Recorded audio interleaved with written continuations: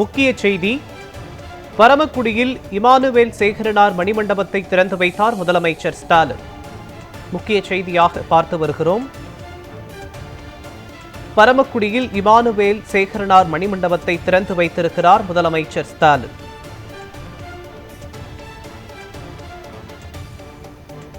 பரமக்குடியில் Emmanuel சேகரனார் மணிமண்டபத்தை முதலமைச்சர் ஸ்டாலின் திறந்து வைத்திருக்கிறார்.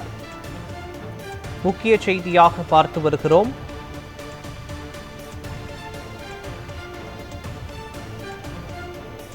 ₹3 கோடி மதிப்பீட்டில் அமைக்கப்பட்டுள்ள இமானுவேல் சேகரனார் மணிமண்டபத்தை முதலமைச்சர் ஸ்டாலின் திறந்து வைத்திருக்கிறார்.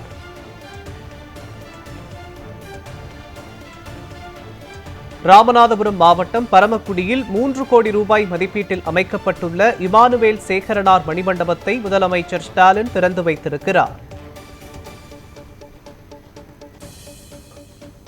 முக்கிய செய்தியாக பார்த்து வருகிறோம். இது தொடர்பான விவரங்களை நமது செய்தியாளர் சபரிநாதன் வழங்க கேட்கலாம். சபரிநாதன், வணக்கம். ராமநாதபுரம் மாவட்டம் பரமக்குடியில் இமானுவேல் சேகரனாரின் மணிமண்டபத்தை முதலமைச்சர் ஸ்டாலின் திறந்து வைத்திருக்கிறார். இது தொடர்பான விவரங்கள் என்ன, சொல்லுங்க.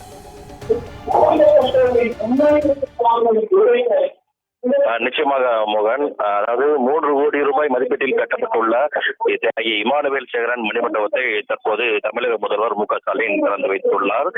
சுதந்திர போராட்ட வீரர் தியாகி இமானுவேல் சேகரன் முதலத்தூர் அருகே செல்லூர் கிராமத்தில் 1924ஆம் ஆண்டு அக்டோபர் 9ஆம் பிறந்தார்.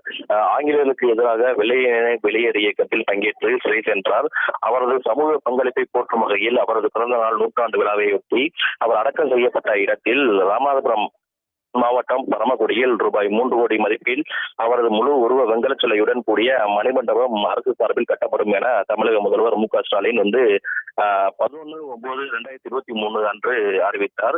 இதனையடுத்து பரமக்குடி சந்தக்கரை திடல் அருகில் 50 சென்ட் பரப்பளவில் மணிமண்டபம் கட்டும் பணிகள் தொடங்கி நடப்பட்டன. மணிமண்டபம் கட்டுமான பணிகள் நிறைவடைந்ததை அடுத்து இன்று தமிழக முதல்வர் மு க ஸ்டாலின் நேரடியாக வருகை தந்து மணிமண்டபத்தை திறந்து வைத்தார்.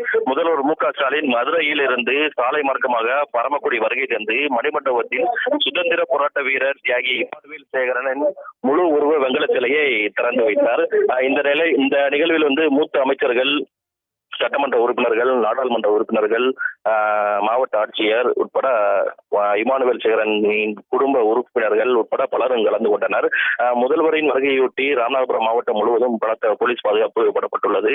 முன்னதாக பரமக்குடிக்கு வருகை தந்த முதல்வருக்கு மதுரை ராமேஸ்வரம் தேசிய நெடுஞ்சாலையில் சாலையின் இருபுறமுமே கட்சியினர், பொதுமக்கள் ஏராளமானோர் மலர் தூவி வரவேற்றனர். புத்தகங்கள் கொடுத்தும் வரவேற்று வருகின்றனர்.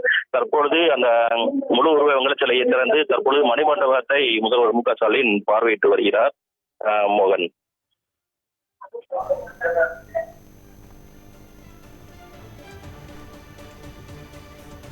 விவரங்களுக்கு நன்றி சபரிநாதன்.